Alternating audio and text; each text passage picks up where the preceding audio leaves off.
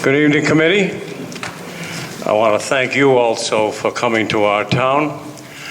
I've lived here for 33 years. My name is Paul MacDonald. I'm sorry. I've lived here for 33 years, and I love my town like everybody else in this room. I've heard from an awful lot of people about what's going to happen to our environment. What's going to happen because the power plant is going to destroy the waters. They're going to destroy the air. They're going to destroy the wildlife.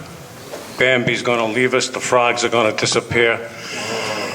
I want you to know that I love all those things too. And if all of those things are true, I would be opposed to this. But I have not heard from anybody whose training is and expertise about the environment. I've heard people with passion who love their town. And I respect that. But I also want you to know that I represent organized labor in a lot of ways. I'm president of the Central Labor Council. Everything I have, I owe to the union, so why wouldn't I be here to stand up for them? But we're talking about 300 jobs for maybe 2.5 to 3 years. 25 permanent jobs, people are laughing about that? I don't think that's funny at all. I think that's 25 great jobs that will pay a living wage.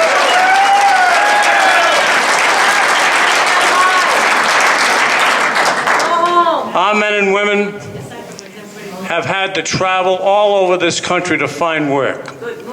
I recall a little while ago, at the last meeting, I believe it was at the library, somebody spoke about the values of homes going down.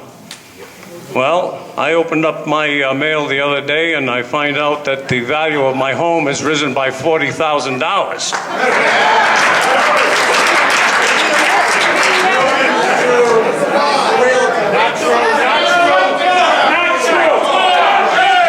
That's a lie. Let me say this. Somebody came up here and said to you that they were pushed and shoved by Teamsters trying to get into a meeting. Well, I'm 79 years old, and I'm a proud Teamster. I'm a dues-paying Teamster. I still work in the Teamsters Union, and we don't shove ladies around. So much for her testimony.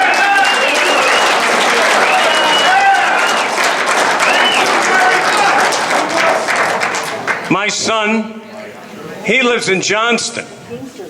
And he likes to have picnics on Sundays. He likes to have the family over. I got news for the people here that if they want to trade the Johnston landfill for their power plant, he'll go along with you right away.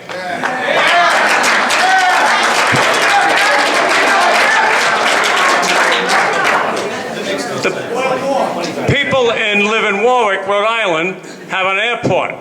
I got news for you. They'd love to trade that airport for the power plant too.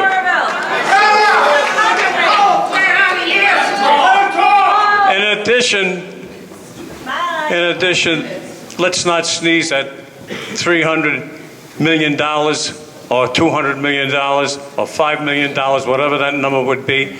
Wouldn't it be nice if we could upgrade our police department, our fire department, our highway department? Those tax revenue is very important.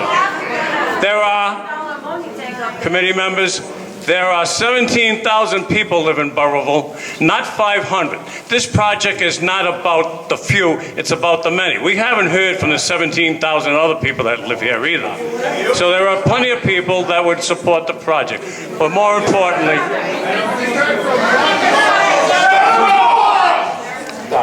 listen, you can catcall and boo me all you want, folks, but I can tell you, why don't you catcall the guy who tried to have a job for the last 8 years and couldn't support his family? The 100 houses that were for sale.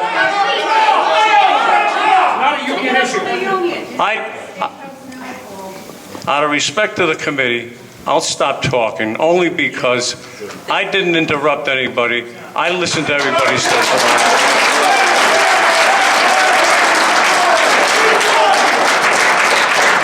If the environment cannot support it, I'm against it. But when I haven't heard from anybody that has any knowledge or real expertise to tell us that. You'll make those decisions. Thank you for the opportunity to speak.